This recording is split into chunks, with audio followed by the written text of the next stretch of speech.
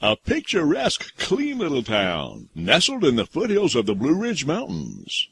Chatham, Virginia, is a place you'll want to visit. From the age of 12, I had the good fortune to grow up there. Well, we actually lived a mile outside of town on Chalk Level Road.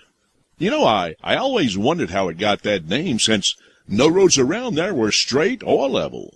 One was even called the Snake Path. Now, the culture there is such that everybody knows everybody, or at least has heard of everybody else. Everybody speaks or waves, whether walking or driving, no matter how many times they've passed each other during the day. I was reading the Star Tribune some time ago when Nellie Catherine Overby's obituary caught my eye and opened a floodgate of memories. My dad, Shelley Miller, was transferred to the Transco pumping station in 1958 when it opened. From that time until 1966, when I went into the Air Force, I had the privilege of calling Chatham home. I must have been 14 when I took over a paper route, the Danville Register and Bee, from Glen Oaks. It was two routes combined into one, running all of downtown out South Main Street, almost to the hill that slopes down to Cherrystone Creek. I think that was called Cherrystone Hill.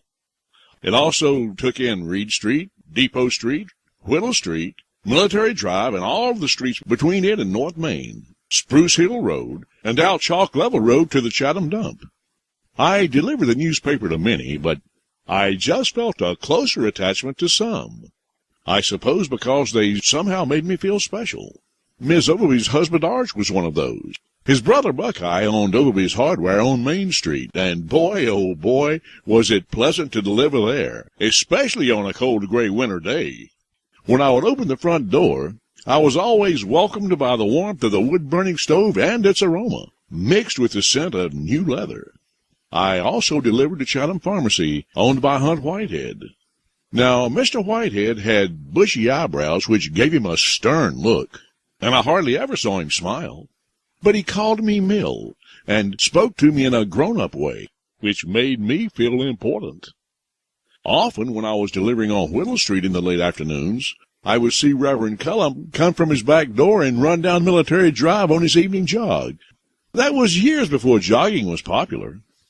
He stopped me in front of the Bank of Chatham one Saturday and said, "Miller, every time I see you, you have a smile on your face. Never lose that." Now, he didn't know he had just made a lifelong impression on me. Early Sunday mornings would find me at the courthouse waiting for the truck to drop my papers for delivery. It was at that time that I would speak to the nice black gentleman who was sweeping Main Street with a push broom. Yes, a push broom.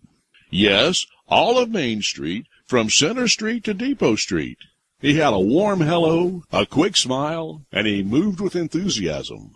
I found out while doing this article that his name was Joe White. I now live in Glendale, Arizona.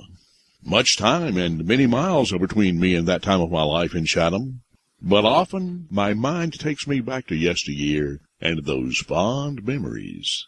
Chatham was a good place to grow up.